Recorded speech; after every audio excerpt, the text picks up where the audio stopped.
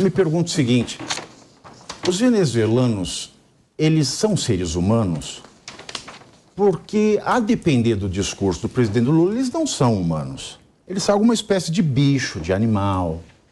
O que é um governo que se diz compromissado com os direitos humanos, fazer o que faz é dizer que não são humanos os cidadãos, nem da Nicarágua, nem de Cuba e nem da Venezuela. Uma delegação liderada, falei cebolinha agora. Cebolinha. Uma delegação liderada pelo assessor especial do presidente Lula, Celso Amorim, está em Caracas, na Venezuela, para o primeiro encontro de alto nível do governo brasileiro com o presidente da Venezuela, Nicolás Maduro. Eu estou me perguntando, alto nível de quê?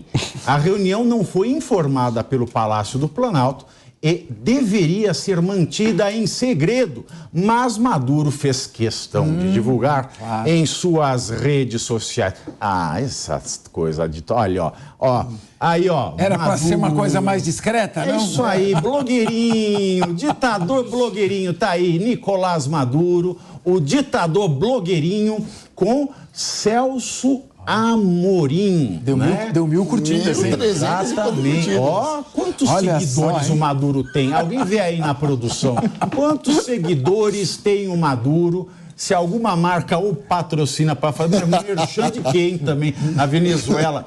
Ó, a Rolex, vocês não sabiam, a Rolex patrocinava Fidel Castro. Ele usava 3 Rolex. 2 no braço direito e 1 no esquerdo.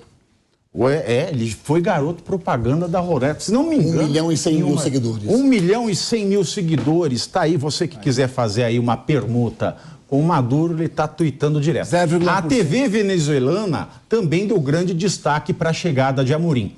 Segundo o jornal O Globo, a comitiva brasileira foi à Venezuela para conversar sobre a situação política no país. Tá ruim.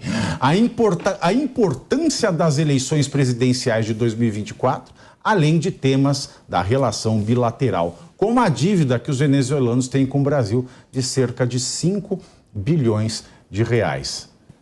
Você que foi cobrar, gente? Ó... Tem aí, olha, imagens da televisão venezuelana para você que nos acompanha pela internet e pela televisão. Temos aí imagens que passaram na televisão da Venezuela, desse encontro, né? Tudo com muita pompa e circunstância. O Celso Amorim, né? Ex-chanceler brasileiro, hoje assessor especial do presidente Lula, que foi se encontrar com Maduro, representando, ou seja, procurador, como se Lula estivesse lá. Esse foi o papel de Celso Amorim. Professor Marcelo Suano, a moral no Brasil virou Amorim? Olha, eu vou dar o meu posicionamento. Primeiro, o cargo dele já é um cargo eminentemente político e de aconselhamento. Assessor especial para assuntos de relações internacionais da Presidência da República, teoricamente significaria nada, mas no caso do presidente Lula, que teve o Marco Aurélio Garcia, que era quem mandava na política externa brasileira, e agora tem o Celso Amorim, que supostamente deve ser quem está mandando, porque o nosso chanceler foi para o Paraguai para tratar de questões burocráticas ou questões que envolviam alguns assuntos de relações externas do Brasil com o Paraguai. O Celso Amorim foi numa visita, supostamente, não avisada, que deveria ser sigilosa, mas esqueceu de combinar com os russos, porque os russos foram colocar na rede social. Eu vou fazer a minha propaganda interna. E todo mundo ficou sabendo. Não sei se foi tiro no pé ou foi uma armação. Mas tem algumas coisas que estão sendo colocadas ali. A primeira delas, a dívida, vai ter uma parcela da dívida que vai vencer em breve. Eu não acredito que foi lá para exigir o pagamento da dívida, mas para negociar como é que isso vai ter que ser apresentado para o Brasil, que houve um certo pagamento. Porque é uma questão simbólica. Eu tenho que fazer de conta que você paga, eu faço de conta que eu recebo, e a gente faz de conta que está tudo pacificado. Mesmo porque tem que arranjar uma forma de aproximação entre os dois governos. Hora dessa conversa? Oi? Faz de conta que ainda... Mas, infelizmente... Mas essa dívida já venceu. Vai vencer mais uma, mas já está vencida já. Perfeito, que seja. Mas deixa eu só concluir. Agora, tem a dívida que eles recorreram, já sacaram do Fundo Garantidor da Exportação. A questão toda é que essa dívida não tem como ser paga diante daquilo que a Venezuela tem. O problema todo é que a Venezuela, ela precisa, neste momento, com este governo, garantir para o povo o mínimo de recursos para dar procedimento a algumas políticas públicas. E por isso, muito provavelmente, o Brasil vai acabar dando ajuda para os venezuelanos. Por quê? Porque em 2024 tem eleição presidencial. O perfil do Nicolás Maduro não é verificado. Não tem como. Que coisa. Ele não é tolo? Não tem. Oi? Ele não é tolo? Não tem o selo. Não tem selo, né? Não. Mas tem arroba. Tem. Não tem selo, mas tem arroba. Muita. E aí, Renato Ribeiro, que coisa boa se extrai, né? Que purê a gente faz desse experimento aí? Não dá para defender o Nicolás Maduro, né? Para começo de conversa, não dá para defender o regime que também não tem nada a ver com esquerda nem direita. Tem a ver com ditadura, um sujeito que está fazendo sofrer o seu povo. Esse é o Nicolás Maduro na Venezuela. Agora o Brasil, eu entendo assim, o Brasil ele tem que trabalhar essa questão da Venezuela com inteligência. Por quê? É um país que é nosso vizinho, faz parte da zona de influência brasileira que se projeta o nosso país como um líder regional.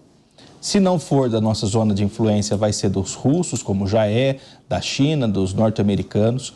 Então, o Brasil tem que trabalhar essa questão da Venezuela com muita delicadeza.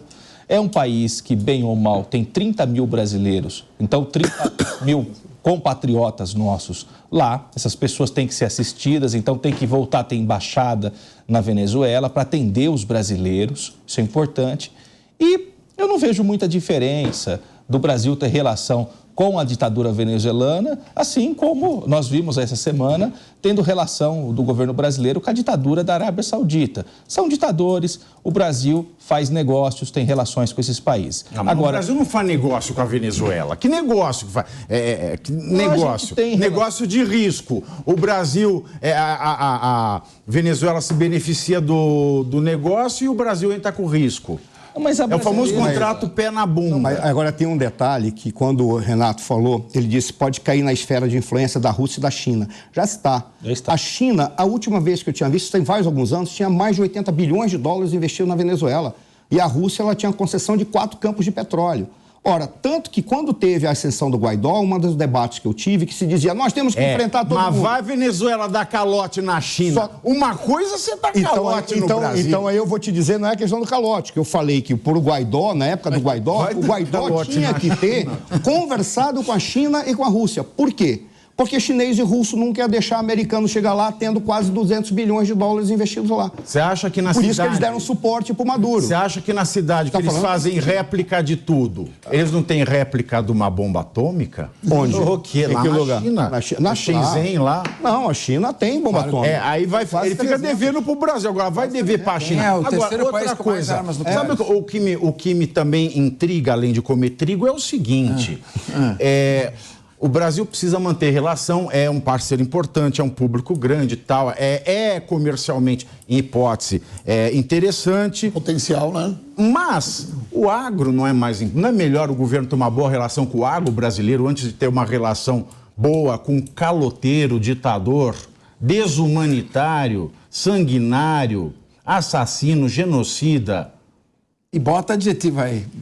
Olha, Tiago, eu acho o seguinte, nós temos que olhar como é que é feita, por exemplo, a diplomacia dos Estados Unidos. Diplomacia deve ser feita em cima de interesses geopolíticos, econômicos e estratégicos de um país. Não necessariamente em cima de amizades. Existe, sim, um ponto de atrito, de interesse do país na Venezuela, que é a fronteira com o nosso país. Você tem uma fronteira, você tem uma parte da comunidade Yanomami, da qual se parou de falar, que fica um pouco na Venezuela e um pouco no Brasil. Você tem um tráfego perigoso ali de armas e de drogas do território da Venezuela para o Brasil, do Brasil para a Venezuela em direção à América do Norte. Há interesses estratégicos, sim, a serem conversados. Você só me falou aqui, há interesse de garimpeiro e de traficante. Sim, mas o Brasil tem que manter relações diplomáticas com países com os quais ele faz fronteira e com países do seu continente, da sua área de esfera geopolítica. Agora, além disso, Deveria sim, o interesse nacional está acima das relações pessoais. Nós temos uma dívida do BNDES que deve ser paga, se não for paga, ela tem que ser executada pelos seus canais normais. O BNDES emprestou dinheiro para empresas brasileiras. A Esquadrilha da Fumaça do Exército Brasileiro? Não, a Venezuela tem, ela não é um país pobre, é um país dominado por uma ditadura de esquerda, com injustiças sociais decorrente da pífia administração que é feita no país. Mas não é um país pobre com grandes reservas petrolíferas. Há interesse, sim, de se manter uma conversa. Acho que o Brasil não tem que se antagonizar com ninguém.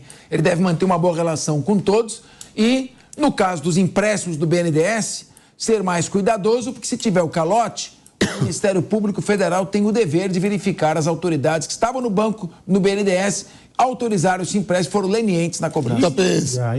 Desculpa.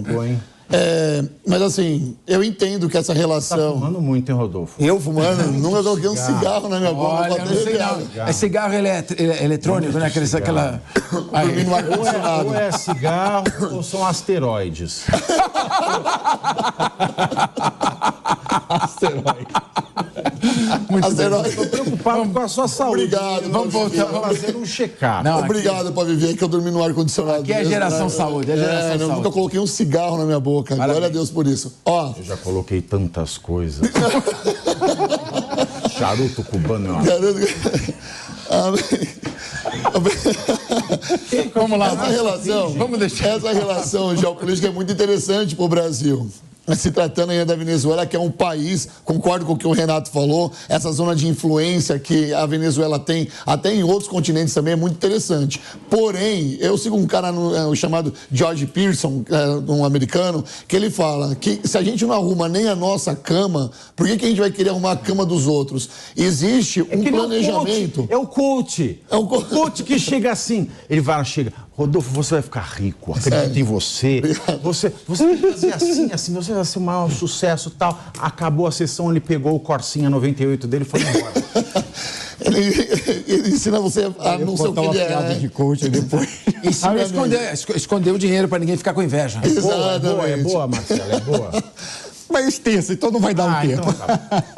Eu conto outra hora. Tá, então só terminar. Ele fala que se a gente não arruma nem a nossa própria cama, como que a gente vai arrumar a cama dos outros? Eu acho que essa relação tão próxima da Venezuela poderia ser daqui 1, 2 anos. Há tanta coisa no Brasil para se fazer, sabe? Eles estão... Primeira coisa com a Venezuela é receber o que eles devem. Pronto, receber o que o Brasil tem que receber da Venezuela, para depois pensar num planejamento, para fazer novas alianças e tudo mais. Porque se vir uma nova aliança com grana, vai sair do nosso bolso. É via BNDES, não tem outro jeito de você emprestar dinheiro para a Venezuela.